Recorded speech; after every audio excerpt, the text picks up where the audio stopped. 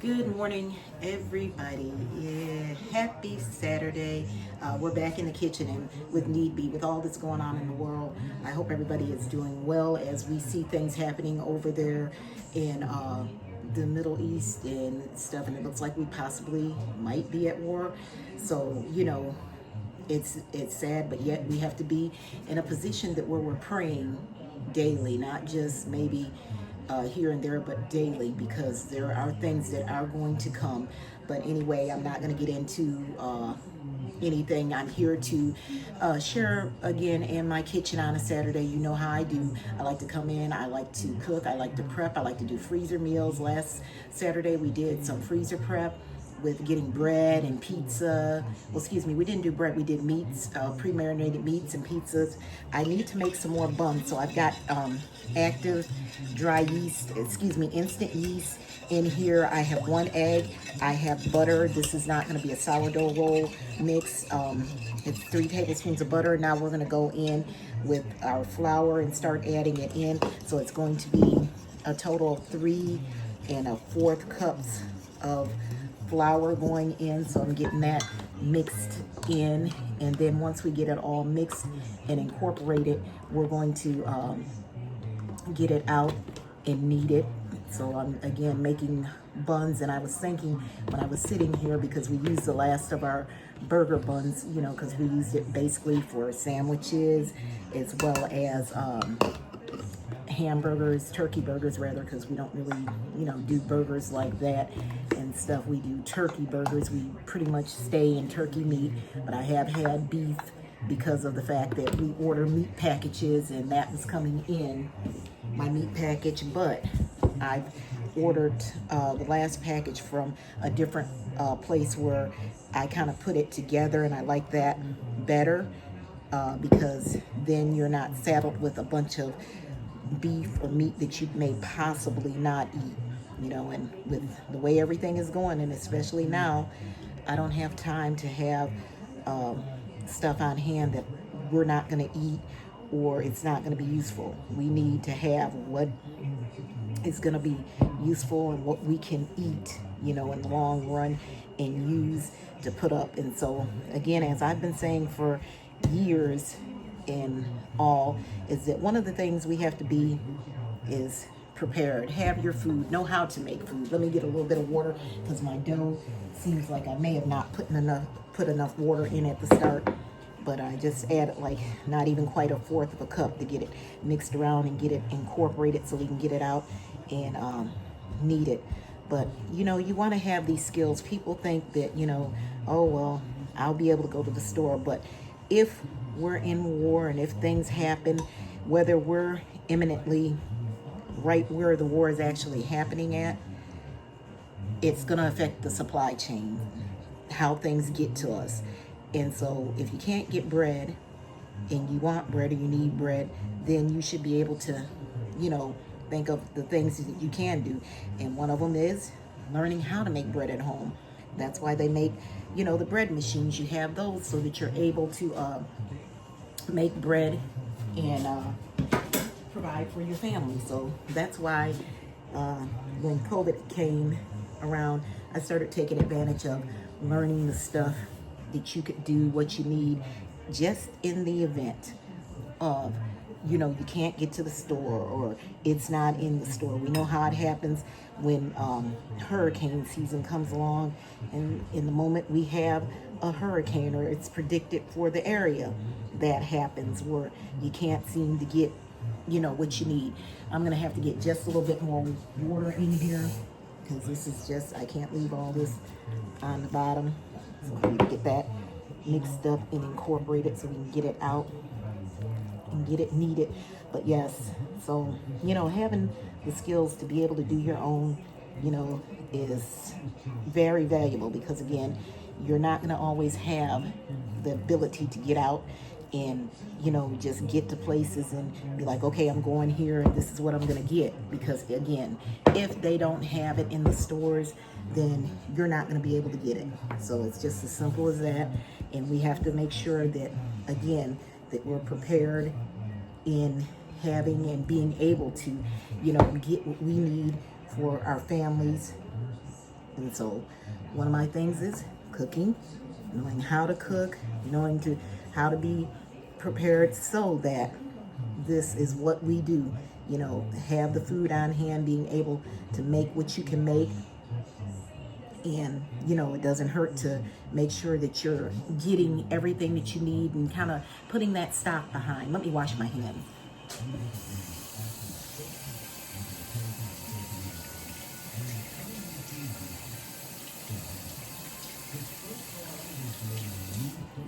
So I'm going to get in here and kind of get this kneaded up.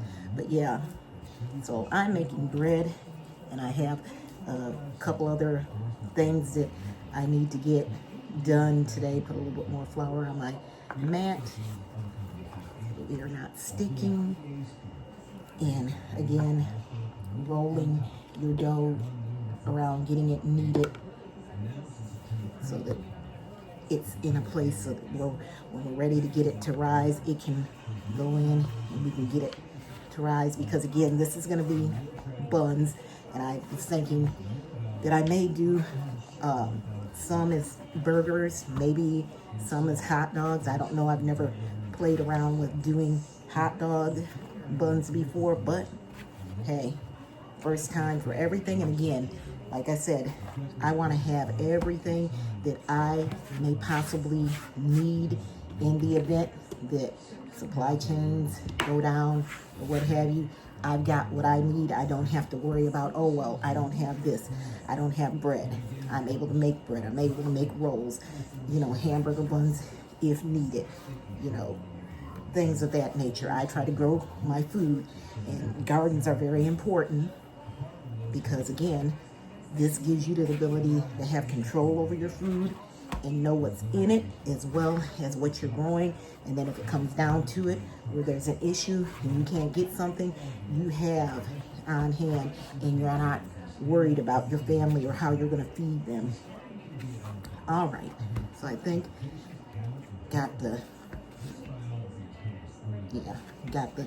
dough good and going. So now that we got that going, let me get some spray to spray my dish.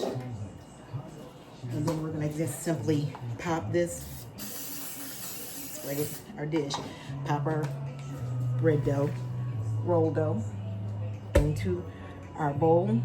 I simply take my little handy dandy cover it up, and I set this on my stove, and we want that to rise for at least an hour to an hour and a half, double in size. So we'll set this to the side. Get my flour out of the way because I no longer need that. Gonna wash my hands again, get my mat wiped off.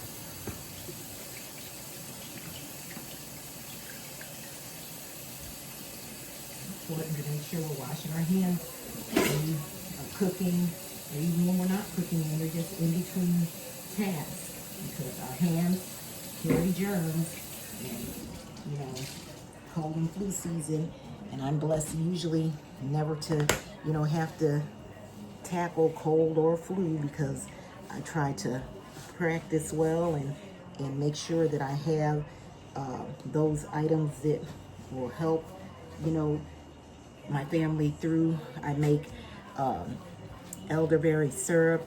We also do the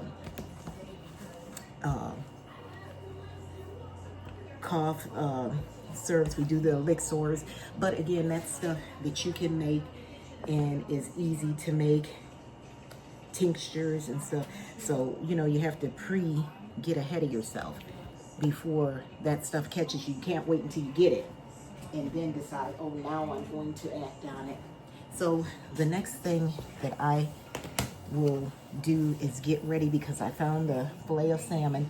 So I'm gonna get that and get it out and seasoned up, and I'll bring you guys along with that. So we'll be right back. Okay guys, so I'm back. I've got a piece of salmon that I've dried off, and before we get it seasoned, we're gonna go in and make a quick seasoning blend. So we're gonna start off with garlic powder.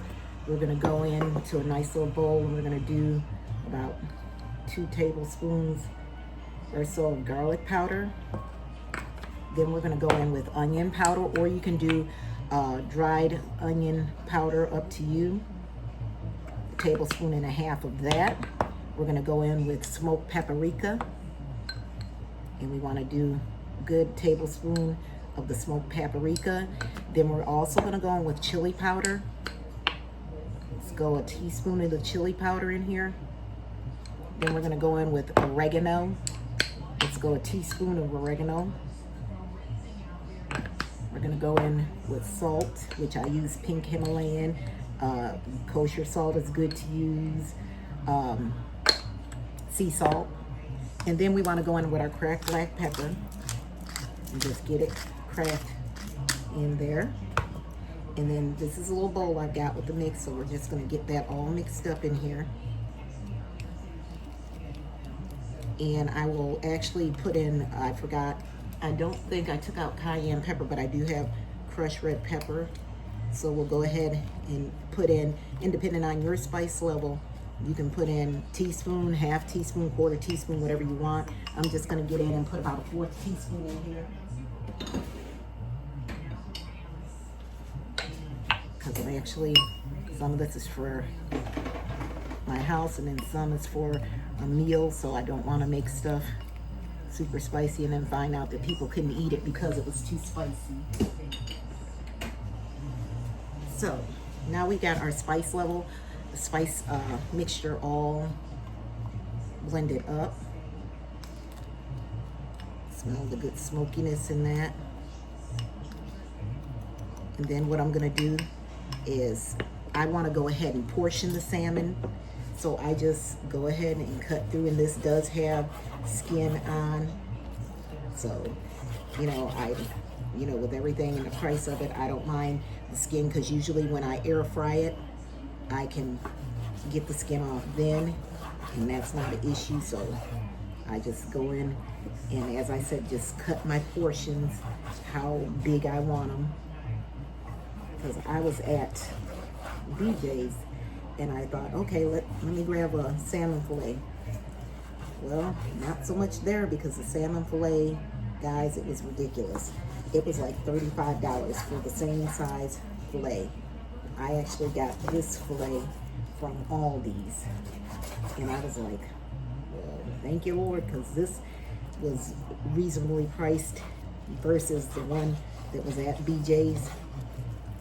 I swear it was just ridiculous. I could not even believe the price of it, but you know, no, it shouldn't be anything shocking, because that's what happens. Things go up as we change, and what's happening in the world, things ultimately go up. So as you can see, I got nice little portions of fillets.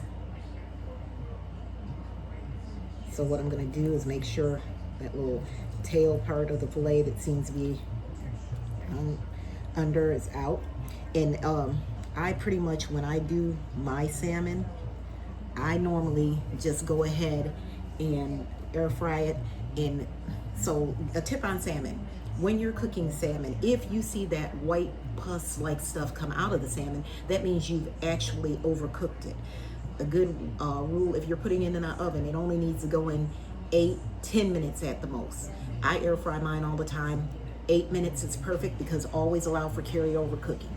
So we're just gonna take our seasoning blend, and we're gonna go ahead and season up our salmon right here on our board. And then that way it's already seasoned. And again, some of this will go in the freezer, and some will be for tomorrow's dinner. And then some is for actually a dinner for someone else, to see if they, you know, like it. So again, you want to season it. And again, you know, we don't play season around here. We season aggressively, but we don't over salt, anything like that. You just want to season so that your food has seasoning, and it's not just, you know, there and you're saying it's seasoned and then you get it, it's blah and bland. Because again, you all hear me say this all the time, I cannot stand food that is not seasoned at all. So I'm going to show you what this nice salmon looks like now. We've got that all seasoned. So what I'm going to do is go ahead and take out whatever's going to be for tomorrow. I'm gonna put it on a pan and get it all wrapped up. And then the one that's gonna be for dinner, I'm gonna go ahead and get that set for the air fryer and get it actually cooked and done. And then I'll cook the rest of whatever is going along with it. So I'll bring you guys back once I get this packaged up. Okay guys, so I'm back. I got the salmon put up. I got a portion out, so I wrapped it because we'll use this quickly. Wrapped it in plastic wrap, then put it in a Ziploc. I'm gonna pop this in the freezer.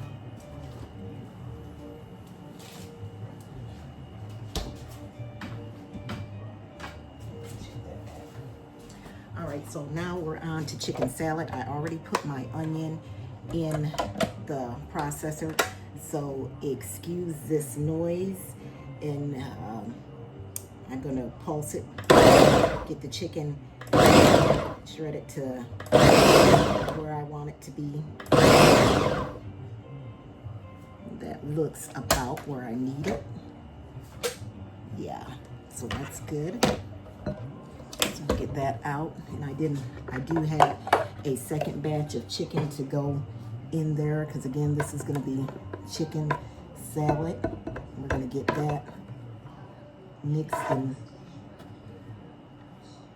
made up, something quick and also healthy, because you can serve the chicken salad over salad.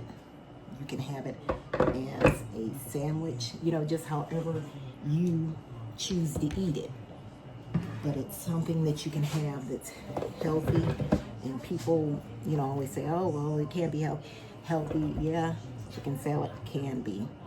You can not use mayonnaise and make a mixture of Greek yogurt to go as your semi-dressing to keep it where it's very healthy and light. Now here we go again with the people.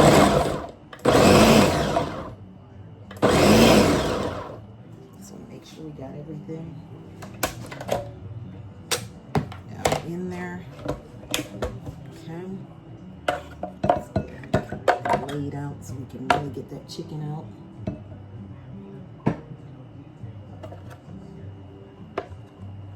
There we go. Get that in our bowl. I also have in my crock pot some bone broth going, chicken bone broth. I had that on. Oops. We don't leave nothing behind. I had the bone broth on since yesterday after I got in from work. I said, let me go ahead and get a pot of bone broth on, because I had a chicken carcass, because remember, we don't let anything go to waste. Let me get a spoon. And we're gonna go ahead, kind of mix, because I had poured my onions on the bottom of the bowl. So I'm gonna kind of mix it around so I can get in there and get them distributed through. Now, chicken salad, your preference, you put what you want in it, you know, celery, bell pepper, what have you. It's yours. You do with it what you like to do. I just kind of keep it simple. Don't try to overdo it. Like I said, I've got onion in here already in the bottom. I may have to add more onion because it seems like it's more chicken than I expected. But anyway, nevertheless, we'll see where we're at. So we're going to go ahead and get this seasoned up and get our mixture going. So we'll be right back. All right, guys, so we're back and we're starting to mix up the dressing that's going in our chicken salad. We have this part to be part Greek yogurt, and then part of it is a little bit of mayo. The Greek yogurt that I added is my homemade Greek yogurt that I do. Got pepper going in. We're gonna put some dill in, as I don't have any fresh on hand. So we'll get dill in. We'll get garlic powder in.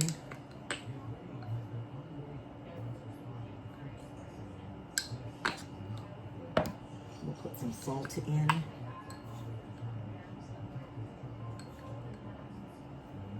And we'll get that mixed up.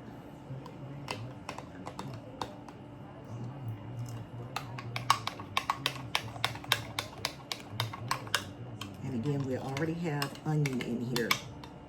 So we'll go ahead and get that in our salad.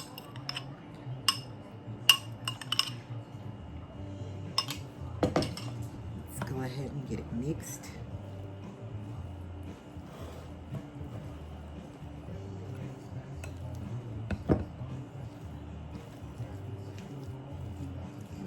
To get in here and get a glove on and get it to going, and I think I will.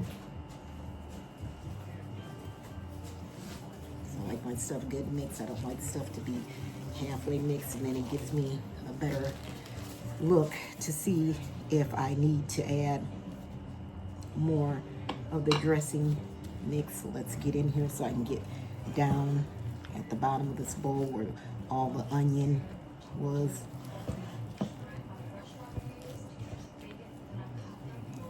And you have to be able to get in and get your food and feel it.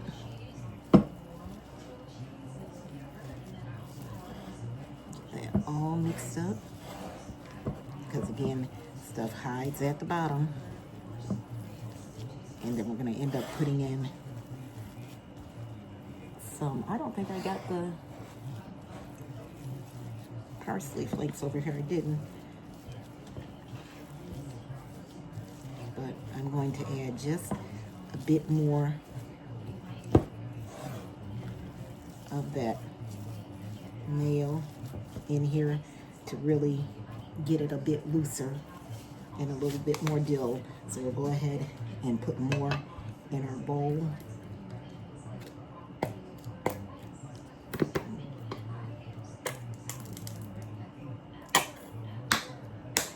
And we'll just add a bit more of the seasonings.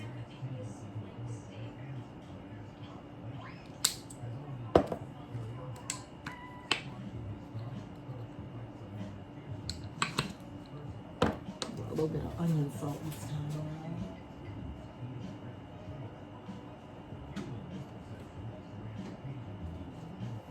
And a little bit of, let's see, may not need it. I'll have to see where my parsley is went.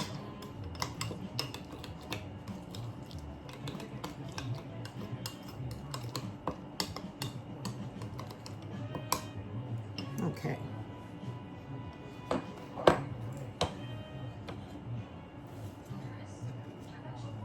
Get that spoon cleaned off.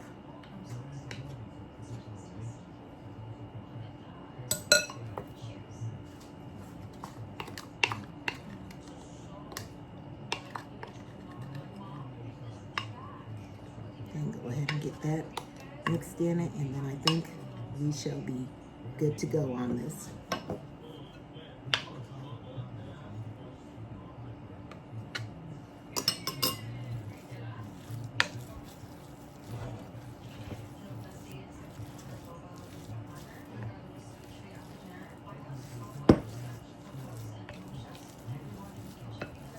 And then again, like I said, with this, you'll simply serve it over lettuce. You can make a wrap, adding tomato and other veggies in here, or you can just simply serve it on top of lettuce, however you want. But nice, easy, quick chicken salad for the week. So we'll go ahead and get this in a container, and then after we get that in a container, we will come back to you, because I think there's one other item I might want to try today, and then we'll call it a day in this kitchen. We'll be right back.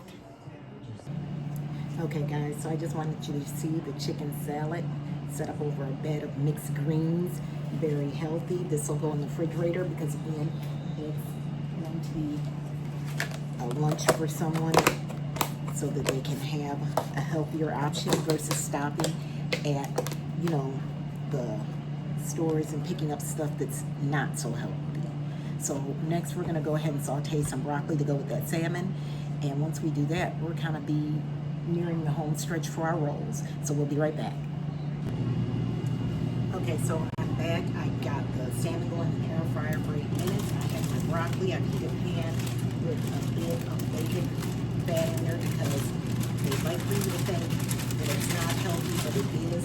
So I'm going to go ahead and get this broccoli in here and get it steamed and sauteed off so that we can have it added with the salmon.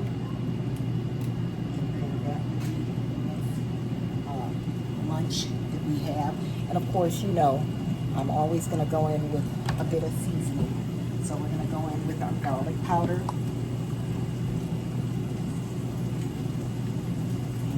Over like a medium high heat, so about a good 2 tablespoons of garlic powder. I'm going to go in with some onion salt. I'd say a tablespoon of that. I'm going to hit it with some black pepper. And now we're going to give it a little bit of water to help it steam along after mix it around some. Just want to get it because, of course, it's going to steam down a bit. But that's what we want. And towards the end, I'll hit it with a little bit of mushroom stir-fry sauce. And we'll call that a simple day and a quick stir-fry of the broccoli. So go in about a cup of water. And then let that saute and steam through. On it. Let's reduce the heat to medium, and we'll let that go for about 8 to 10 minutes, and then we'll be back. Okay guys, so we're back and we got our broccoli steamed and seasoned down, so we're going to go ahead and get it in the container with the salmon.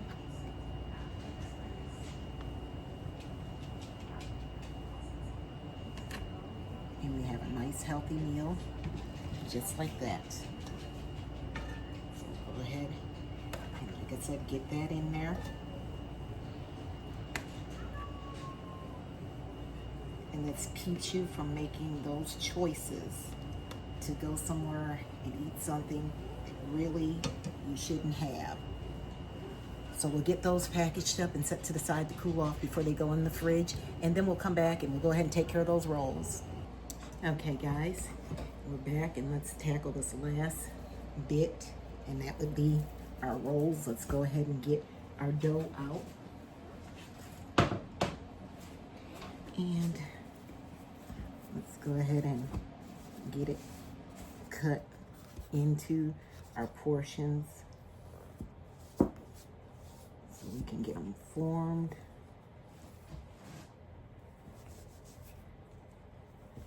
And then we can get them down for their second rise. So let's get these portioned out. And then we'll get them going for the second rise. So again, you know the drill. We just want to get them in a round form. Get our pan over here so we're closer.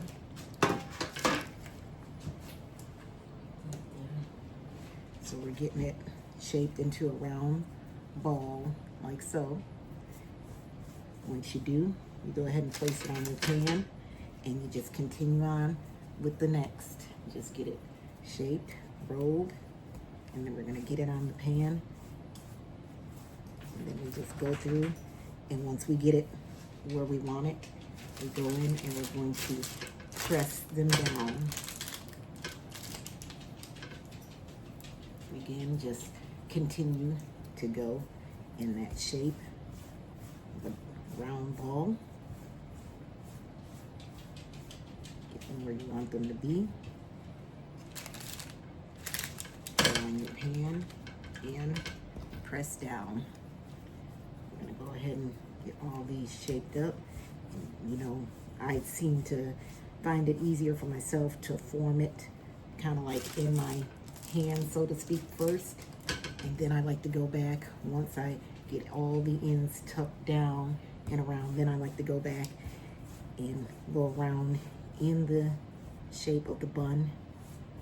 Just try to get as good as you can, because of course practice makes perfect. So the only way you can get to where you want to be is to continue to practice. And that's what I do. You know, I continue to come in and, you know, see what I need to do on Saturdays for food prep and preservation, and whether I'm canning or whatever. And, you know, again, I think I mentioned at the beginning, I have bone broth going in my crock pot. It's been going since I came home yesterday and got settled. Once I got in, first thing I did, I was like, yeah, let me get on this chicken carcass. So never throw your chicken bones away, because they come in handy. They make that rich bone broth. Chicken feet, a lot of people don't know what to do with them. Same thing. They come in very handy. You can put them in Instapot and go for the quick pressure cook. I like to go for low and slow. And once I do that, then I'm happy with where I am. And that's how you extract all that collagen out of the bones. Because why am I going to go to the store and pay $5, $6, $8 for the very best that they call, when I can do the same thing at home? Same thing with beef. I did some a few weeks ago. All right. So here we have our buns. And as you can see, I've pressed them out. Now I'm going to simply put them back over to go for that last rise. And once they're ready, we'll get them in the oven and we'll bake them for probably 15 to 20 minutes, depending on your oven. So once they're ready, we'll bring them back in. We'll bring you guys back in, rather. We'll get them topped with sesame seeds this time. I think I did everything bagel last time, and we'll get them in the oven. See you in a bit. Okay, guys, so we're back. The rolls did their rise. I have some with everything bagel and some with sesame seeds. I'm about to put them in the oven. They'll go in the oven on 400 degree for 15 to 16 minutes. Once they're done, we'll bring you back and show you. And here we go. Our nice buns are out. They're hot. We're gonna let them cool, and then we'll put them up. Guys, I really appreciate you guys joining me in my kitchen. Remember to like, subscribe, and share. And may God bless you and cover your families during this time. See you next week.